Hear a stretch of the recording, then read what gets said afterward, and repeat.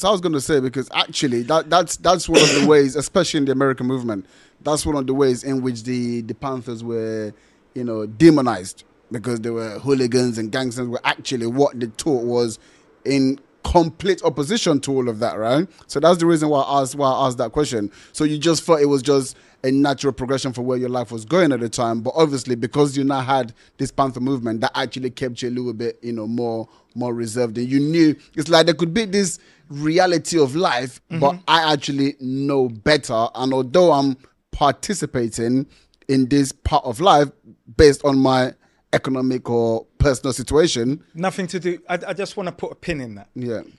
This thing. So look today. Criminality has been accepted and adopted by youths as a mainstream culture based on music, based on influence of shows, movies, and then looking at the guys in the area. I just want to say something, because guys talk about the hood. The road. It lives in your head, because there's no hood that has £1 million houses every other house. The hood lives in your head because it's the culture you've adopted. Now, where you've adopted this culture, what you don't like about yourself is what you despise in ops, who are merely your reflection, and what you don't like in yourself. So you would not go and stab a policeman, no matter what he did to you, but you will stab your op because you're killing your reflection, because it reflects what you don't like about your own existence. So the hood only lives in your head. And I only know this based on my experience, because I would tell people about my circumstances. No, it was the rush. It was the excitement. It was me selling stolen goods, weed, whatever. That's all it was.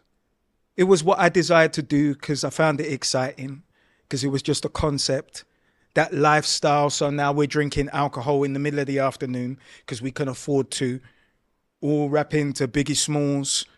So when I see one of my friends, younger brothers, coming in the room looking round and they tell him, get out the room, what did he inherit from us?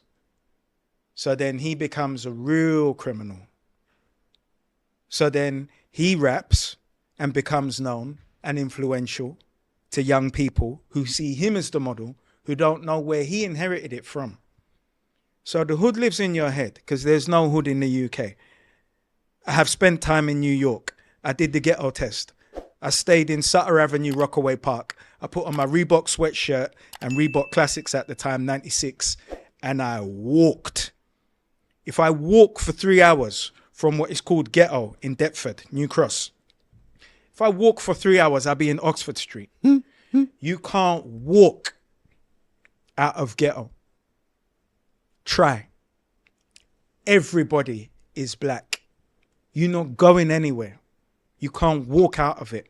So their comprehension is very different. Here, the ghetto lives in your head. It lives in your head at a DNA level because your peers all have the same program. But understand that hood is a program, just like being an ethnic minority is a program, just like being a coon is a program, just like being an entrepreneur is a program, like being a lover is a program, like being successful is a program. What programs do you adopt from the Matrix?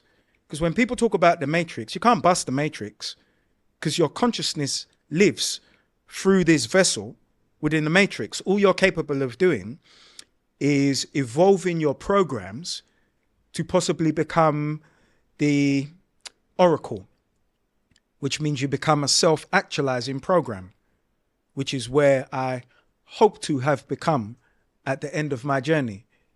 So when I talk about lifestyle systems, it's so that you can be on the road to becoming a self-actualizing program, because we're just living through programs. If your program is the hood, I have no argument with you. If you say that's your program, that's your program. And you will live out based on your program. I would like to expose you to the awareness that there is more than your program, because your program isn't based on your locality. Your program isn't based on how much money you have. It's based on your contract with yourself about what program you want to live out. So I don't take the excuse. I take radical accountability for who I am as a man. Wow, wow.